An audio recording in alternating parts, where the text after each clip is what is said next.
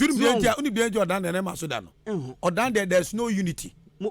Yes. Because MP Kurano, ya say only or you or see a dear or Cromutam Shada and you're fine. No better Kabuma Yedma. Mo Koyati say Emra Ghana Mampania Bedi Chalaji Dr. Mahmoud Bamia about day. Now Oseadeeyo in pen for turn or dying fear. So on Babachia Kotokumanhene where dodge. One didn't dodge on the call him out.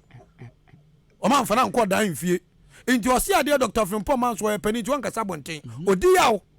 Say onu ye kurawura no say mampani abede kire ba ne mpeso aso a no ne mparifo asin konwa atwen na we dodge ne de na dodge no and the nipa bi abedi ya mo nti emra ndisi fo no te say eye vice president Baumia bai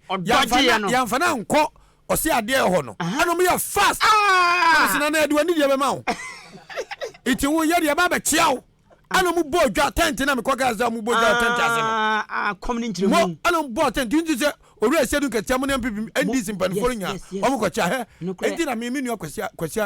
odan MP Akwasi Acquah all can 90% no ya misre no. If you do all these things who is there you can say Frimpong Manso chita fo ejom beto abama hwe on be visi wabu yewura entia because the commander kan enka tesi odan ha penny owa bema mprempren ye de atumi ahye ne nsa ye the current MP yes nyame adom wasakoya deputy minister 6 months e de aka ho ta be wu ana so nteno so nse hwe ya de papa ni nya enu nyam hye wonders betumi aba tikono ana MC ana traditional authority Kotokumanhene dano ana maame Acquah santoa wabu na mso ye kanifo ko jinasi kabom na mo dwo dan ho na we de wahima di birthday MP din penfo beko wahi di birthday dia why dodge vice president bekrom a inti what man say vice president beko chebi a obe twaja ochehe usurompo dabi o nyese surasa amu mane nyesa dabi sempo eminence po bi wo ho a for the sake of the unity of Kotokumanhene na wo di menasepo na eden ato nchen ne yatu an we mi dey Jordan ball an emene ye dabi party politics pen na wo dan ha utimi kan jam say ye wo Kotokumanhene ye wo Kotokumanhene ye wo MP ye wo MC ye wo civil servant omugu assembly ho na ball a emene Kotoku every week bi ameba bia amanfo from Ahenkan Kwame na ball no nka bi ha abu dam na no kwasi ada o chane na wo twede sifia manko akom na ba me dan ko we akom be via wa mate e tiro san ba yo o be san ba o de battery be gu anu sei ko yiwa de di kuru muti no wi o ba charge ye so e say na book ya ho say ya de politics na ne de bibia ba ye drip machine no yeso opana machine abadada ne ochiman eni yeso omu no mu ye gangari ese de aso msa eje sale no ochiman ye did not mo crash and say ni me say it is alleged ye be dig ye can say be dig as what you say ye be dum ko no correct drip machine enya MPP dio debi enya NDC dio enya CPP dio aye oman ni dia baby ye adwuma be na eye adwuma oman ni dim aban so da ye nana dodan ko akufad ne ba omia ban eye da papa no so yi enyansa da ye eni nti no mo pese obi ade ne stick abetale mo eye de pa na momu no se ko ba se eba na mama party fo na di akire ana che baby enya adwuma ye twema mo anya obi abotom sika dabi ye tie no honorable Lazare Kwasi akobeka chance odin botom sika e be abo kwan Akwasi sei Akwasi hwebudin se Memphis man from ho anyi kwa wem nyesa me hye nkom ekwa wen kentimi ngu da I'm telling you se Memphis mo anfom ho anyi abo kwan mo be da futom ne de atoba aja Memphis mo de mo hujim so ona betwa so yo mo ona betwa so nansen me say se Memphis man mam o ma Jeff contract ba asam me se me nya akada ba bi o be frem bia meba obi an wodi ne botom sika eye bibi oda ha no one david amunya no mudwa no anu ne ma mo ho kire mo no munya no mudwa no oman no yekoto aba edi mampanifo se mu medi enim na adodo de ye oman ni nyina de mo nko pribi mfanye den emra na mo de mo ba me se ye de botom sika botom sika ben why na wo sika wo Ghana ha won do de be yi yakwan de ache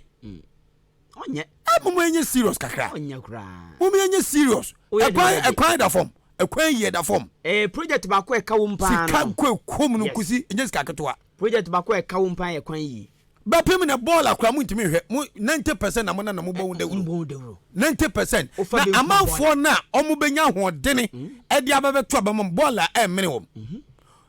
politics inti enipa di nsemo ne mu ntimi ntwoma so enipa to two ball agu rough mu ntimi ntwoma so ko mu ni bisam ko twoma so a mba to ba ye den etiam abuabu dam hede abuabu dam aye uzeda na maame ne ba no o se musa mu mani na fom kroma mpanfo nyina wunu mu hu on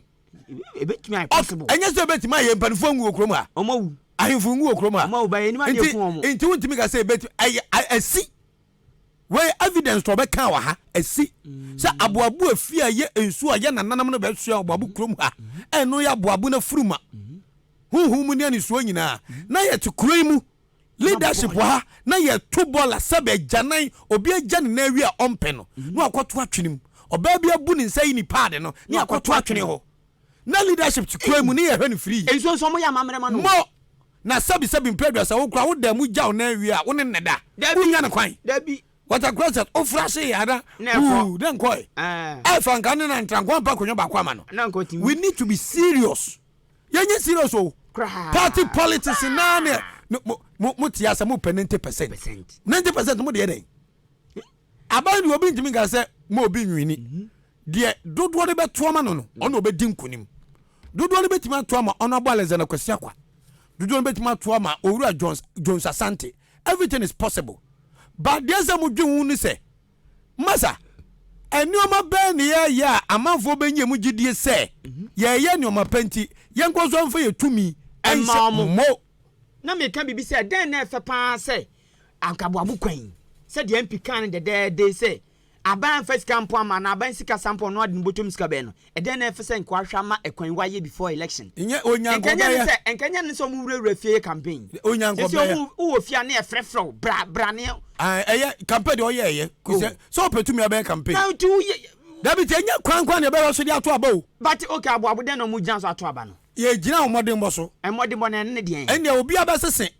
obi so obi wo ne banko police ebia through MP obi wa ne banko immigration through MP obi banko nursing college say you man for factor na no any percent yeah but so obi so beka say kama nyana ma wa ma me banko police na nursing a ebia nka meso me bana se tiremu nye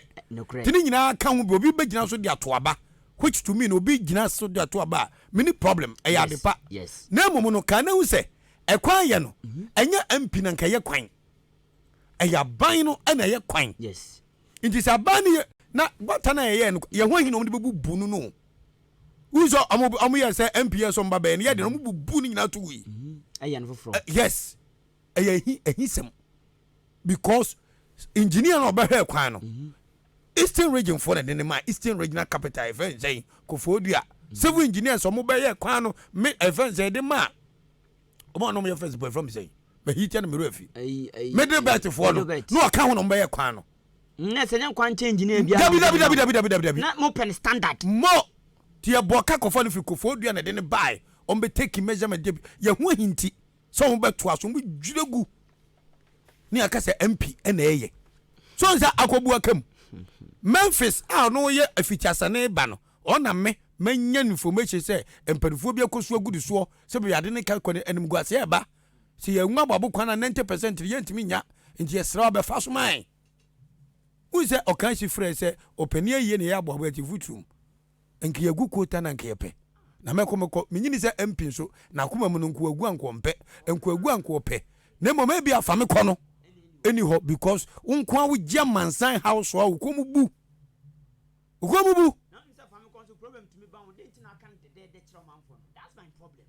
na da na obegya wo hu asem o kan no ono na ye ni target o ye shabo abu project na se no ye ni target na o ka che ababu he onye ne ba bi ko se no hinofo sambolat ni tobaya yanke anu ntum ye ni hwe ye bo a ye nya no ono nye kuroi wo nkwa betima ya ababu kuroi wo nkwa wutimi nya da na 90% na omani abrom ye campaign no aye o ka sema se o mu ani bre na utu so na mo na busa se efia nkasa te sei omu within their own MPP party no efia nkasa te sei kusu pa me to challenge na enfa ballot box enkonko si assembly ho si ye to aba bo di ono bo kwese ko benya assembly ho nkasa onye ni pa meka ne kwa chomo ho o pa yemfa ballot box enko si Akyem da municipal assembly won kwa say civil servant into aba I'm telling you politicians nen kan for yemfa assembly for no nyina okay obia mbo nto ne yehwe say okay odi yemfa civil servant na aba adwuma for ne nto ne yehwe mako fa drip de aba drip mo de party apparatchikis ena di akire ayetre ni civil servant omo na so mo hwe ne de ye adwuma no na mo de bibia party for drip party sika ne koto MPP sika ne koto so mo de omo di animu a mo be favoritism kan de ma low level accountability no way accountability no way anyway so accountable be yakoma ban se metofu we se bia no wetua o mo ni na o se check sane ma no anyoma ye petty issues within your own MPP muslim 90% go to camp any Akwasi camp matima breje camp no matimi de odaba mo ntem dabi bato penanti dia mo ye a branch e fa ni Dennis Obia Jei small boy obe contest musu akodi opani atem musu sebi previous akodi pani atem obi odi pani atem bia meme soso ne soso china panifo atendie enye suban papa but within your party is it the first time obi akasa mo na kwatwi pani e wani day di kan mo party nim ba mo yakwa mo de a branch Dennis Obia Jei mo de ne fa so mo party nim. You try to disgrace the young man. Said the bear. Onti mama contest. Mo blockade no. And mo declare Akwasi Acquah on a post. Now Akwasi Acquah ban ya blockade na. And go bet ma be MP. Huh?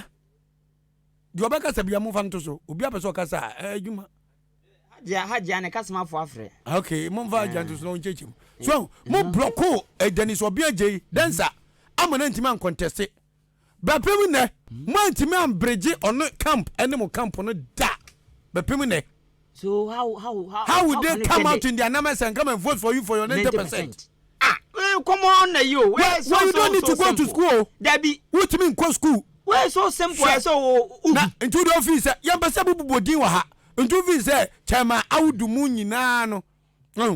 chairman awudu mu nyina no kwa am ye do am fa so no na mu ntimi nya reconciliation who dey am there enyam de ube wono makosala akoto ma ba o me se boom no mato atia empini kwa no manto won inti adwuma ofie so mo ye na mo nya achiman ne opana achiman ne opana o chanso mo sa ko work ne so work no eje den na fe pass nka bi o chama gada mako ebi anfa se main law station mako sisa hono mo resiesie hono mo mako new station kusi uya no a esa wo di measures gu kwam Ghana ye so weak dodo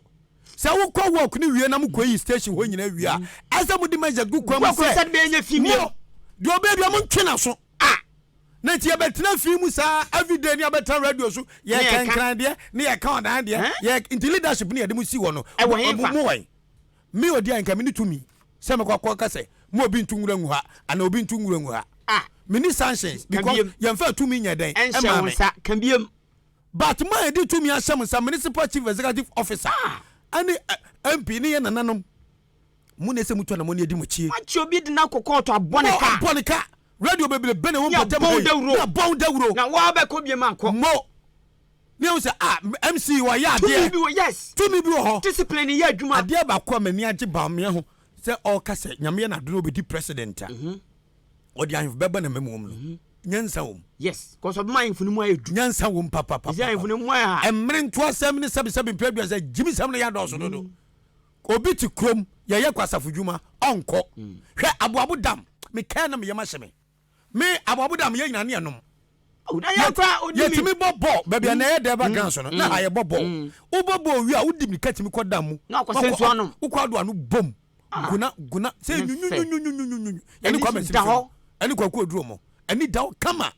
ene baller utimi fifie koto ball emra anya adwuma pani eni fie nti na se me Kwame Yeboah me wotumi obabu krom ha na wo so betu so kameni krom an kedebesi besi because unim ade yare ababa ma yanyina yanya yade ne bi simple cry yet krom mu amamanfo anya sika sei trada to ekwan won sase ye so mo fele so twa na yia for kwam Obi Ahenkan assembly ni so edi na baby mo fe onobo kwesi Acquah Junction no ni di no mo de atoso na se ono so atoho ni bi ebi ni fie o batanya tekemu ha ni ono wanto atekemu obi da bi ono ase efie ankasa he wanto tekemu ene mitumi hu ye research ni ye hu de wom because minimum de anti ye nyina ya din ya dane anumum na adin komu omu the pillars as share from ene enzo ne dan ba bi eda ene dan ne wo soro ka be den simple mo feel ho nyina na municipal assembly ni ntomo ba behwe ana omu ya na Jesus de bi o twem anu sei mumi ha bibi yo pa na ye nyina ya dan ma ya dan ne ahufu a ye ntimi nku anim o se ye nyina ya dan ma dan ne ahufu a ye ntimi nku anim mo ba ye ha bibi ye papa okay enso nto kakra bi pe che kwan mu 2 so what is car ba ultimate magistrate asuma kan no kwana aka no me twan tragedy it be businessman bi o so me o ye so me adwuma on na edi se adwuma no odi se adwuma ne say on na efele e ho no mo enti wakwaje permit for this assembly ho na and I don't know and assembly so grant permit no Jesus Christ of Nazareth na babu kroma nti pani so di kroma ababu krono e da won sa keka na pani bia di krom ha na oh no as ye nyina sabin producer ye bo krona bro me ka hu bi because enyoma bi wo ho a e di asem kase beba daache won ya ukokro bi a oba bi a ye jai se baby ti se asu aboabu afia dam ye ni se etimi yibu so enti na mpanifo abesi nkode no mu ye nyansafo tetefo de no mu nyansa ye se echide no kwanie mu fa mbone ncham ye jimi angasa eboye ho papa tetefo no kura hu se aboabu afia ye ma na eyiri a esi ma ne baby oba akotai na ensuo ye ka se ensuo home a ye se eta ho a na fe no ahwe lupo ntokuntokura ebe no no mako yes ebi fa bridge na se na besi akobo suku enso bu enobe hin kwa very suku una mama tu suku e dey do ni din se this is achima babu for you edin nkwa ye kachi thank you kede na fe pan se suku nsu river suku ajawa ye betunya hype a o kwa mi ko ye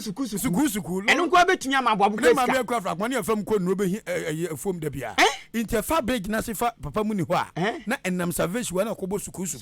na suku so adalting da ma asuo mu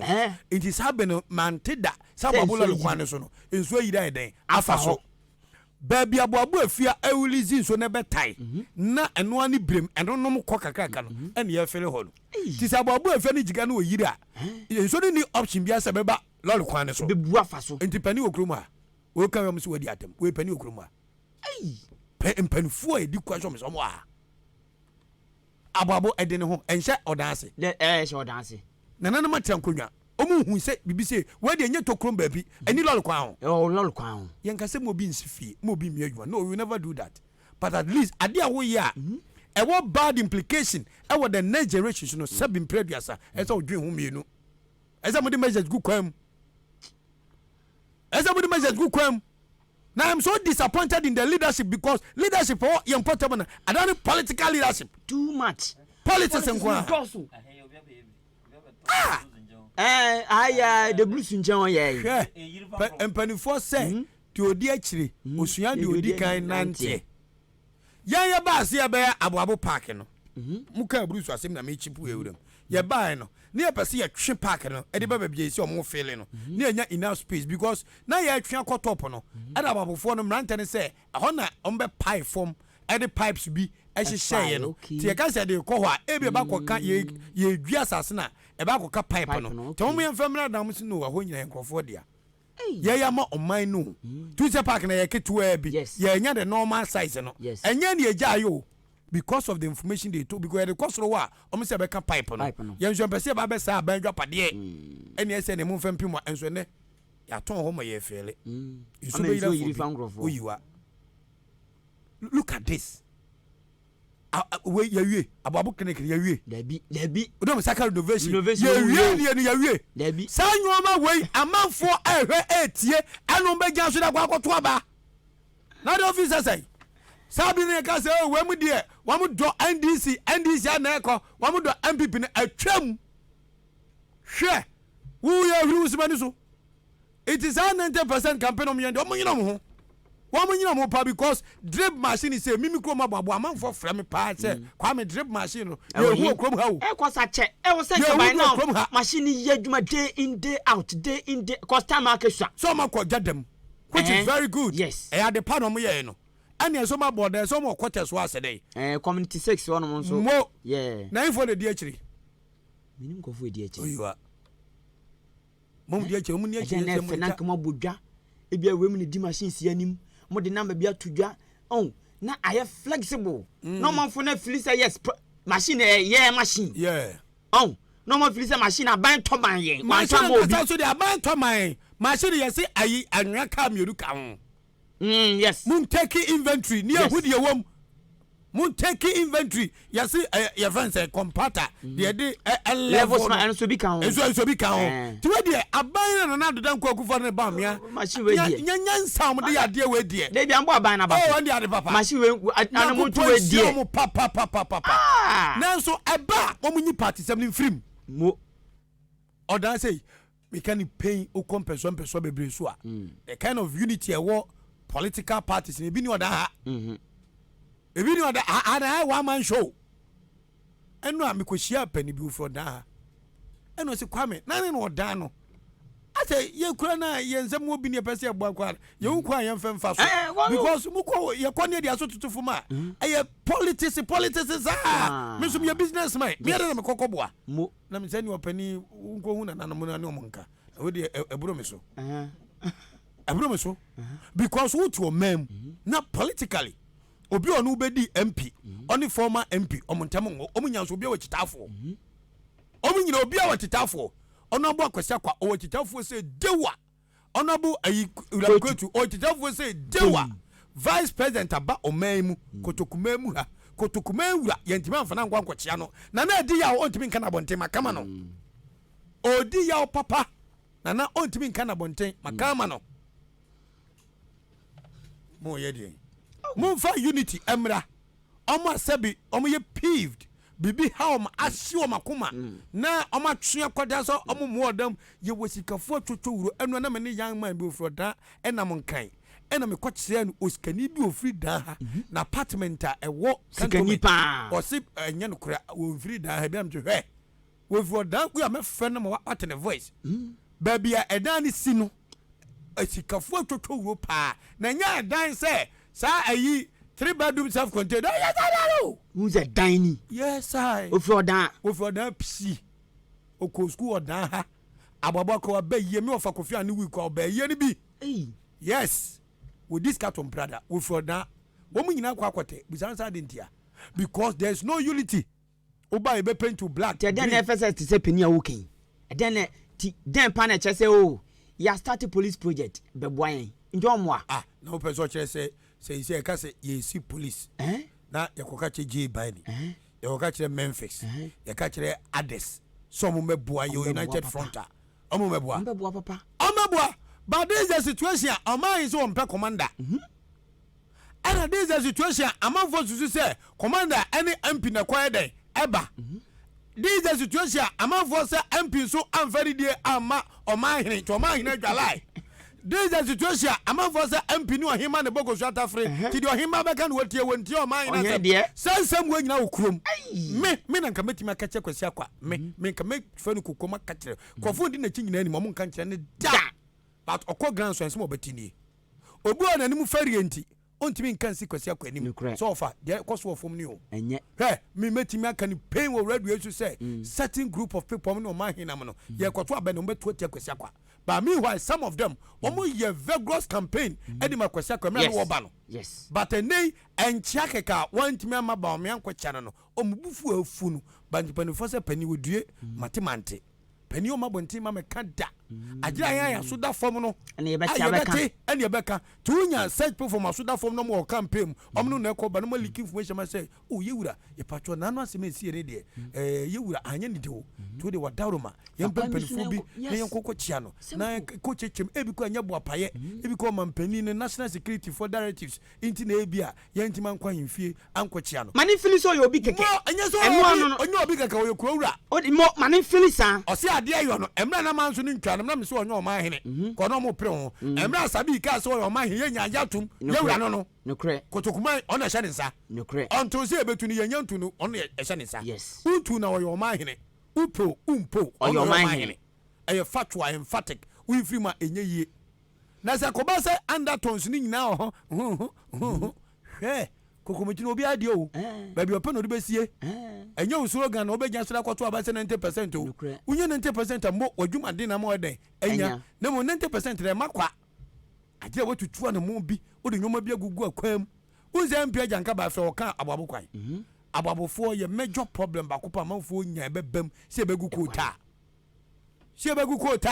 oh makabi mo vinso nkabi oh